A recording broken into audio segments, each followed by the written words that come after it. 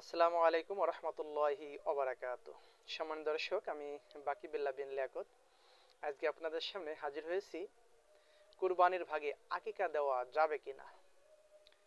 আমাদের সমাজে একটি বিষয় প্রচলিত আছে, তা হচ্ছে কুরবানির ভাগে আকিকা দেওয়া, অর্থাৎ গরু বা উট কুরবানি দেওয়ার সময় তাতে নিজের সন্তানের আকিকা দেওয়া হয়। আমরা জানি একটি গরু কিংবা উটে 7টে ভাগ দেওয়া যায়, অর্থাৎ একটি গরু কিংবা উটে 7 ব্যক্তি শরীক হয়ে কুরবানি করতে পারে।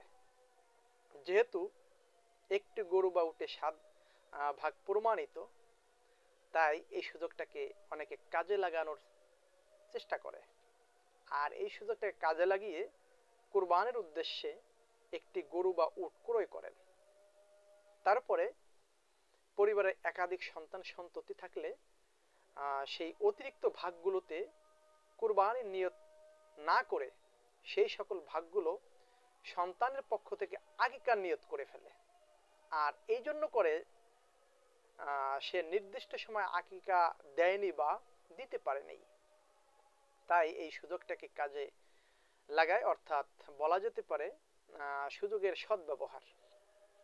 আমরা এই আমলটি প্রায় দেখতে পাই।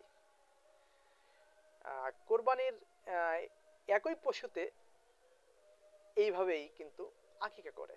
এখন প্রশ্ন হচ্ছে, আসলে এইরকম করা কি শরীয়ত সম্মত কিনা বা সুন্নাহ সম্মত কিনা। তো মূলত এই বিষয়টি নিয়েই সংক্ষিপ্তভাবে আপনাদের সামনে কিছু কথা বলার চেষ্টা করব। ওমা তৌফিক ইল্লা বিল্লাহ।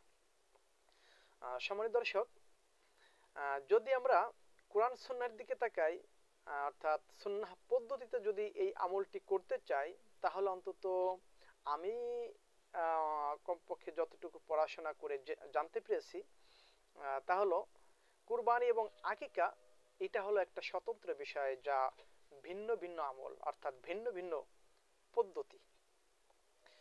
কোরবানি করতে হয় জিলহজ মাসের 10 তারিখ থেকে, আর আকিকা করতে হয় সন্তান জন্মগ্রহণের 6 দিন পর, অর্থাৎ সপ্তম দিনে।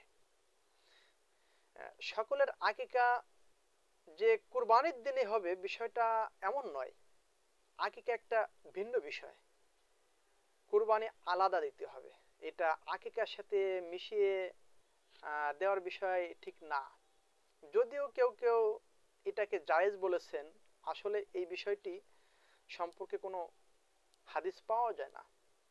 এটা কোনো হাদিস প্রমাণিত না।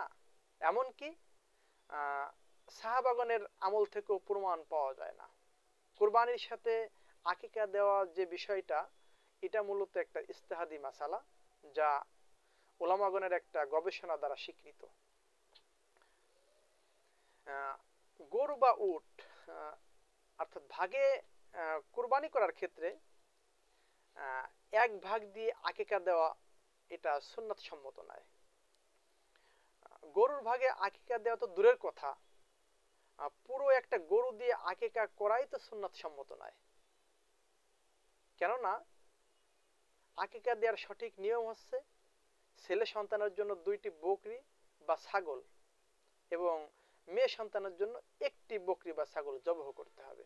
হতে পারে ছাগল, হতে পারে দুম্বা কিংবা ভেড়া, কিন্তু গরুর কোনো কথা তো হাদিসের মধ্যে পাওয়া যায় না।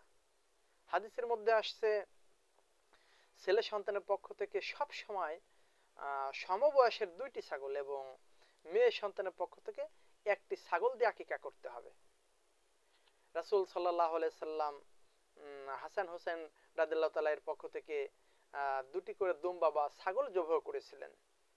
সাহাবীগণরাও সেইভাবে তাকে অনুসরণ করে এইভাবে আকিকা দিয়েছেন।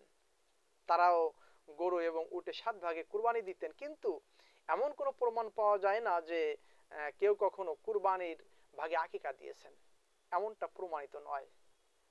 সুতরাং আমরা যারা সুন্নতি পদ্ধতিতে আকিকা সন্তানদের পক্ষ থেকে দিতে চাই, তাহলে রাসূল সাল্লাল্লাহু আলাইহি সাল্লাম এবং সাহাবীদেরকে অনুসরণ করতে হবে। আর এর মধ্যেই কিন্তু কল্যাণ নিহিত। এর বাইরে গিয়ে আকিকা করা আমাদের জন্য ঠিক হবে না। তাই বলবো, আল্লাহ যেন আমাদেরকে সঠিকটা বোঝার তৌফিক দান করেন। আমিন।